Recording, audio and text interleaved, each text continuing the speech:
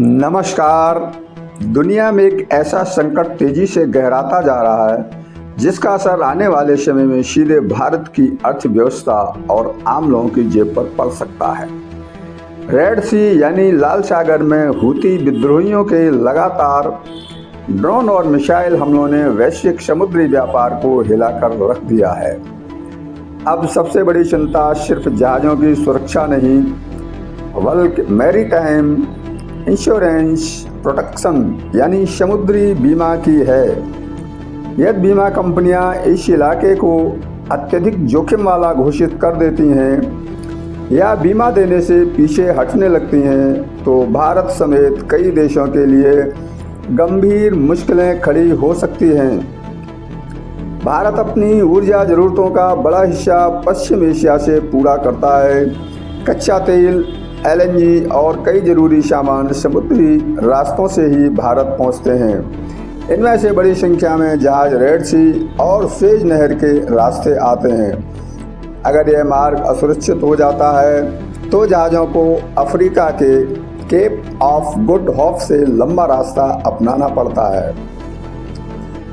Friends, इसका सीधा असर माल ढुलाई की लागत, समय और बीमा प्रीमियम पर पड़ता है। जहाज़ों का किराया बढ़ जाता है, ईंधन की खपत बढ़ती है और अंततः इसका बोझ उपभोक्ताओं तक पहुंचता है।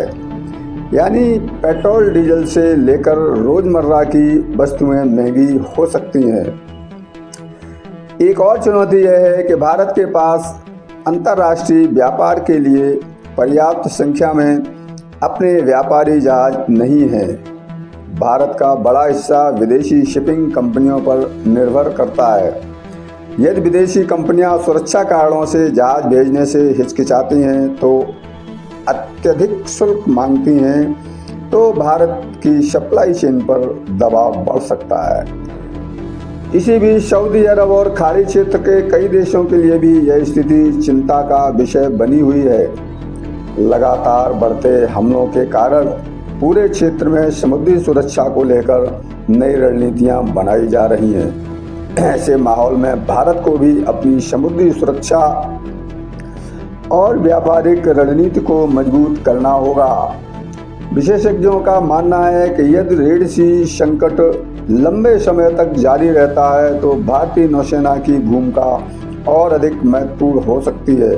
भारतीय नौसेना पहले भी अरब सागर और अदन की खाड़ी में कई व्यापारिक जहाज़ों को सुरक्षा प्रदान कर चुकी है। भविष्य में ऐसे मिशनों का दायरा और बढ़ सकता है। फ्रेंड्स, इसका मेन कारण है कि हूतियों ने जब सऊदी अरब के जहाज़ों पर हमला किया तो सऊदी अरब की नौसेना चुपचाप बैठ गई है। ये उनका दायित्व है कि वो लाल सागर में सुरक्षा प्रदान करें, लेकिन उनकी नेवी चुपचाप बैठ गई है। ये बहुत बड़ा कारण है। इसके साथ ही भारत को अपने मर्चेंट फ्लीट का विस्तार, घरेलू शिपिंग कंपनियों को बढ़ावा और ऊर्जा आयात के वैकल्पिक मार्गों पर भी तेजी से काम करना होगा।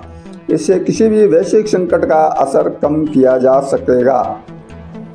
हालांकि यह भी ध्यान रखना जरूरी है कि भारत ने पिछले कुछ वर्षों में ऊर्जा स्रोतों में विविधता लाने, रणनीतिक तेल भंडार बढ़ाने और समुद्री सुरक्षा को मजबूत करने की दिशा में कई महत्वपूर्ण कदम उठाए हैं। इसलिए स्थिति चुनौतीपूर्ण जरूर है, लेकिन भारत के पास इससे निपटने के विकल्प भी मौजूद हैं। अब देखना यह होगा कि रेड सी में तनाव कब तक कम होता है, बीमा कंपनियां आगे क्या फैसला लेती हैं और वैश्विक शिपिंग कंपनियां इस संकट से कैसे निपटती हैं, क्योंकि इन फैसलों का असर केवल मध्य पूर्व तक सीमित नहीं रहेगा बल्कि भारत सहित पूरी दुनिया की अर्थव्यवस्था पर पड़ सकता है।